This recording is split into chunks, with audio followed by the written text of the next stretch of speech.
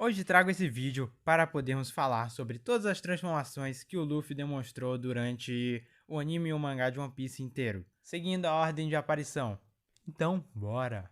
Começando, obviamente, pela primeira transformação, ela foi demonstrada no arco de Enies Lobby, ou Water 7, não sei como você classifica exatamente, mas nesses arcos, ele usou essa transformação contra o Blueno, o cara dos portais ali, que era membro da CP9. E essa transformação consiste em o Luffy acelerar seu fluxo sanguíneo, o que obviamente faz com que ele dependa muito de oxigênio e nutrientes para ficar mantendo essa forma. E na parte da aparência, ele fica com uma pele mais avermelhada e soltando fumaça pelo corpo inteiro. E antigamente, quando ele usou pela primeira vez até um certo tempo, ele usava isso mais como uma carta na manga, quando precisava mesmo, porque tinha que compensar o desgaste todo que ele ia ter que ter depois de usar. As vantagens: ele fica mais forte e mais rápido. Bem básico mesmo, é só isso. Desvantagens: como eu já tinha falado, ele precisa de muita coisa para se manter nessa forma.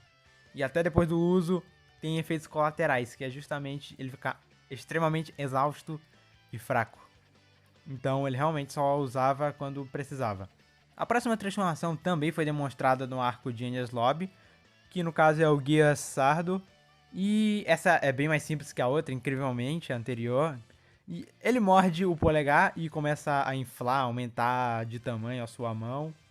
Ou o pé. Ele infla e fica gigante. É isso. Assim ele pode dar um soco muito potente, porque como tá gigante, obviamente vai doer mais, né? E antes do time skip dessa técnica também tinha um efeito colateral, que era justamente ele, como ele inflou o braço, aumentou ele assim, fazia que nem um balão. Se tu soltasse, inflava tudo, saía todo o ar e ele ficava pequenininho, o Luffy. Mas depois do time skip isso não existe mais. Ele só usa até com hack. As vantagens: o longo alcance, porque é grande, né? Além do alto poder que ele vai ter. Como eu também já tinha dito, antes do time skipped ele tinha um efeito colateral de encolher depois que usava. E no time skipped não tem mais esse efeito colateral. As desvantagens: isso eu também já falei, que é justamente o efeito colateral de ficar pequeno. Não vou ficar repetindo tanto assim. Então bora logo pro próximo. Depois do arco de Enies Lobby, vamos para a Trilha Bark, vulgo o melhor arco de One Piece. Se você não concorda, pode sair desse vídeo. Não, brincadeira, é brincadeira. Nesse arco, o Luffy aparece com outra forma, que é mostrado até então no mangá e no anime só uma vez. E eu não acho que ele vai usar uma segunda vez, acho bem difícil, mas quem sabe. Que no caso é o Nightmare Luffy, forma que ele consegue pelo poder do Gekko Moria, que tem a Kage Kage no Mi, que resumindo pode roubar a sombra e botar em outro lugar. No caso, o Gekko Moria usava pra botar em cadáveres e virar zumbi, botar vida neles.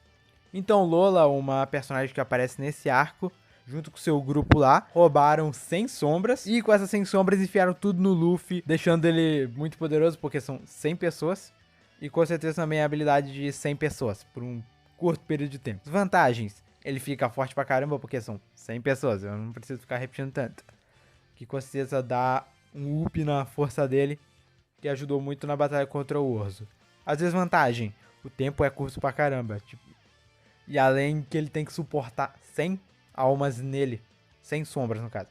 100 sombras no corpo dele, é muita pressão pra aguentar. Deixando o arco de Thriller Bark agora, vamos bem mais longe. Depois do time skipped, no arco de Dressrosa, o Luffy nos mostrou uma das suas transformações mais poderosas que muita gente curte, o Gears 4, mas em específico o Gears 4 Bound Man, que foi mostrado na batalha contra o Dom Flamingo. Nessa forma, o Luffy se transforma em um balão gigante que fica sempre quicando, e isso é pela quantidade de ar que ele fica no corpo, mas ele aproveita dessa forma para encolher seus braços e pernas para funcionar tipo um elástico, uma mola, não sei, um exemplo bom, para depois usar isso de impulso para ter um ataque potente e poderoso. E ele pode usar isso até para voar. As vantagens: a grande força que ele consegue, ele usou contra o Doflamingo e conseguiu arrebentar o Doflamingo na porrada, ajudou pra caramba, além da habilidade de poder voar e outras coisas relacionadas que ele pode usufruir ainda. Outro exemplo dessa habilidade dele, que ele pode encolher os braços para servir de impulso. Ele pode redirecionar o ataque no meio, tipo, ele tá lançando, aí ele desvia, sem nem precisar voltar o braço para coisar. Acho que deu para entender. Desvantagens: parecido com o Gearsardo e o Second misturados. Ele não fica assim por tanto tempo nessa forma, porque gasta muita energia dele e muito hack. E quando acaba, é parecido também com o Gearsardo. Ele sai inflado todo e ele precisa de 10 minutos para recuperar o hack dele, para poder se transformar de novo. Agora indo para o outro arco, no caso o arco de Wally Cake, aparece mais outra forma do Luffy. Dessa vez é outra forma do Gears 4, é o Tankman. Ele usa essa variação contra o General da Doçura Charlotte Cracker, que por conta da Akuma no Mi dele é a Bisu Bisu no Mi, que faz ele poder criar biscoito, manipular e coisa desse tipo. E o Luffy, vendo desvantagem nisso, lutar contra ele, ele pensou, se é biscoito eu vou comer. Então ele comeu pra gastar a energia do Cracker de tanto fazer biscoito e não deu muito certo, e ele acabou ficando gordo. Então a solução que ele usou foi usar o Gears 4 versão Tankman, que pelo nome bem sugestivo, dá uma grande defesa pra ele, mas a força vai pro cão. Mas ele ainda pode fazer umas coisas pra usar de ataque, como ele fez pra derrotar o Cracker, mas o foco é principalmente na defesa. As vantagens, a defesa incrível, devido ao hack de armamento que ele usa também, tanto por ele tá gigante e gordo, sei lá. E as desvantagens é que a mobilidade dele é horrível, porque ele tá gordo.